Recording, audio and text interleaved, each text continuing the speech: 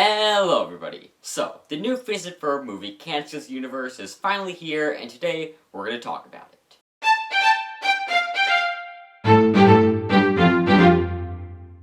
So, in this video, I'm going to be testing out a bit of a new format that I'll hopefully use in future reviews, where it's going to be a little less scripted, less handcrafted, where this will hopefully, one, make filming videos a lot faster, and two, show a bit of more of my personality, whereas with the more scripted videos, I just sort of just go off the script and it just doesn't show my personality as much. With this, I just have the few bullet points and I'll just be talking for the whatever comes to mind through the video. Again, bullet points keep me on track so I don't go off the rails with it, but like I said, this is going to be a new format that I will hopefully, if it works out, use in future reviews. So, without further ado, let's get started talking about Phineas and Ferb, the movie, Candace Against the Universe. So obviously, it starts out with Candace's song. I don't remember what the song, I don't actually know what the song is called, but I'll put it on the screen now. But after the song, it really goes right into mid-episode. Like, if this was an episode of Phineas and Ferb, we get thrown in at, like, the back half of the episode, where Phineas and Ferb have built their invention, they're using the invention. Meanwhile, Perry the Platypus is fighting Dr. Doofenshmirtz, and through the series of events, Dr. Doofenshmirtz and a nader makes Phineas and Ferb's invention disappear before their mom can see it. So, again, Candace fails to bust Phineas and Ferb. And that's all familiar stuff that we've seen before.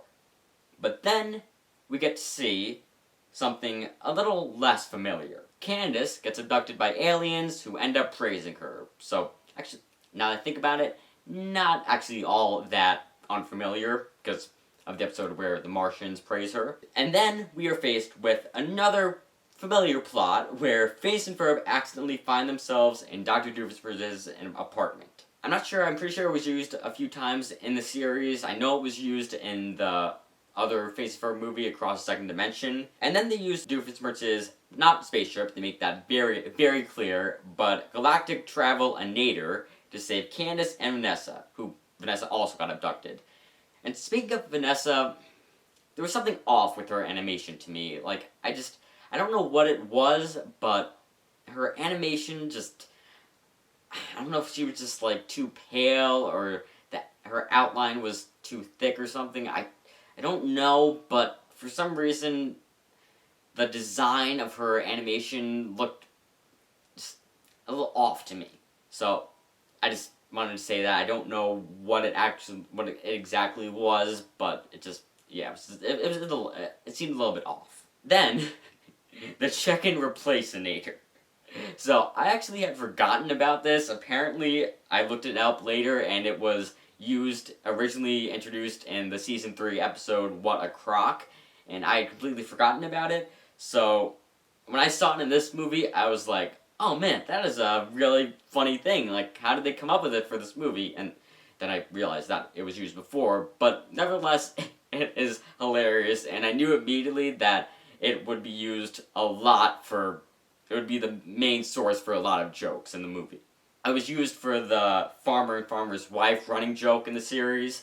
If you don't know what that is, in this movie, they have the farmer who, I think he made a dragon theme park, but he didn't have anything that resembled a dragon, so his wife is yelling at him for not using anything that resembled a dragon. And then back on the planet that they went to, which is called Phibla Oot, Dr. Doofenshmirtz used the chicken replacinator on one of the alien creatures that looked like a dragon and replaced it with a chicken that was nearby them.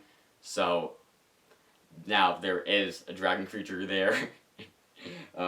Yeah, so I'm glad that they went back and used that running joke again, because that's hilarious. And then, of course, later on, the chicken replacinator is used so that way Dr. Doofenshmirtz, Vanessa, and Perry the Platypus can go back to Earth from Phibla Oot. And at first they can't do it because they're using the nearest chicken setting, and because they used it earlier, there's a chicken on Fibla Oot, so they're just switching back and forth with that chicken. And so then they realize that there is a furthest chicken setting, and they use the chicken replacinator to replace them with the furthest chicken, which is back on Earth. And then the chicken replacinator is used one final time to save the world. So, if you don't remember, the villain, super big doctor, she goes to Earth because she finds out that everybody on Earth exhales carbon dioxide, which is the exact thing that she needs to keep her plant Mama, which brainwashes everybody on the planet to think that she's ruler. So she goes back so that way she can brainwash everybody, and Candace uses the chicken replacinator to bring Mama back to switch Mama with the chicken on Fibla Oot, so that way, because on Fibla Oot nobody exhales carbon dioxide, so that way it dies back on Fibla Oot. So the chicken replacinator is used to save the world. Also, I mentioned Perry the Platypus earlier. He ends up going with Phineas and the gang and Dr. Doofenshmirtz secretly, and at first I was a little bit worried that they were going to do the plot line from Across the Second Dimension where they find out Perry's a secret agent. Luckily they didn't, because they already did that. And Perry's scenes end up being some of the funniest of the whole entire movie. Like, when he's helping everybody escape from the aliens while Major Monogram is telling them to not do the exact things that he's doing. That was a really hilarious scene. And then the asteroid belt scene where he's goes outside of the spaceship to make sure that none of the asteroids hit the ship. That was really hilarious. The song was hilarious, and it actually gave me some Quicksilver vibes for some reason. Also, speaking of the songs, every single song in this movie, as always with Phineas and Ferb, is a bop. They're so good. They're so good. Also, again, as always with Phineas and Ferb, this movie is extremely self-aware. They have, when they're building the portal that they originally were going to use to go to Fibla Oot, which ends up not working, they say that building the portal will at least take a montage, and then it ends up being a flip wipe, and they're like, oh, I was wrong, and it actually ended up being a flip wipe. That was funny. And then when they were going faster than the speed of light and breaking down into their primal form down to their source, which since their animation, it went back through the stages of animation all the way back to the creators of the show, Dan Povenmire and Jeff Marsh, pitching the idea for that scene. I mean, that's the kind of things that I love from the show, when they could do that fourth wall breaking, just craziness. That I love that. I love that. It's one of the greatest things that show does, that Phineas and Ferb does. But at the core of this movie, at the other side of the chaos, is Candace. Candace is really the main character of this story. Her name's in the title, and she's really relatable in this movie. Candace feels like she doesn't matter compared to her brothers. She feels like the universe is against her, hence the name of the movie. Using a quote from the movie, like a tiny meaningless speck in the universe. That's kind of a relatable thing. I think everybody feels that. Everybody's like, at some point, kind of feels like everything is against them. They feel small. It just, like, compared to, in the grand scheme of things, they don't matter. And it was also cool that they made Candace the main focus of the movie, even putting her in the title, because, she's certainly been the center of the story before. There's, in some of the, and like, Summer Belongs to You. Get on the trike! Certain things, she's been sort of a main focus of the story. But in this, it's cool that they did that, because the generation that grew up watching Phineas and Ferb, my generation, is now Candace's age. Whereas back when we back when the show was on, we were more Phineas and Ferb's age, so we connected more with Phineas and Ferb than Candace. Now that we are her age, it's cool that they made her the main focus of this movie, so that way we could connect with her on that level. So through Candace, and actually the Feeble-Oots Queen, Super Big Doctor, I'll get back to that later, the movie shows us that we really don't need to be special to the entire universe and to the grand scheme of things. Candace, she thought that she had to be special. She thought that she had to be special to the whole planet of Feeble-Oot. Obviously, again, she finds out that she's not. Everybody on Earth exhales carbon dioxide. But then she finds out that even though she's not special on Earth or Feeble-Oot, she is special to Phineas and Ferb. So again, this movie shows us the theme, even when you don't feel special in the grand scheme of things, you are special to the people around you, and that's what matters the most. Now, I'm going to go back to the Super Big Doctor thing, which Super Big Doctor's story really mirrors nicely with Candace's. She was also annoyed with her brothers, and she didn't feel special compared to them. She didn't feel special in the grand scheme of things. So her solution was making everybody else mind-controlled to like her, to think that she is special, to think that she is their queen. And that ends up being her demise, since the plant that she was using to mind-control everybody is the one that ends up eating her at the end. Now, that's really all I have to say on the Candace side of things, because on the other side of the movie is the Phineas and Ferb story, which also has an important theme. The theme of forgiveness.